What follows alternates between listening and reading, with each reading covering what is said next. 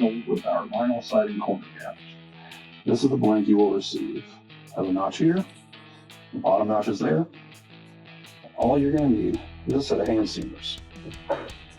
First thing you're going to do is, from this notch all the way across both sides, you're going to clamp on and bend it all the way back, 45 degrees basically.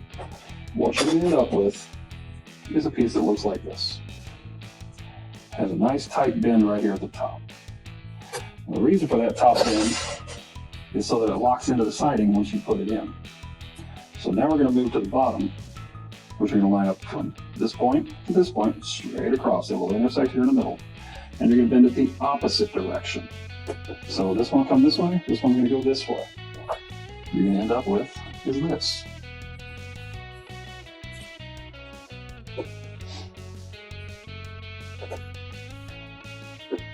These are going to be the bottom of your corner cap when it's finished. Now that we've gotten these two bends done, all you have to do from here is bend right in the middle and bend these together. Give you this. Now you want the 45 to go on top of the 90. It allows it to bend in all the way. So this is your finished product. The top is here, bottom is here.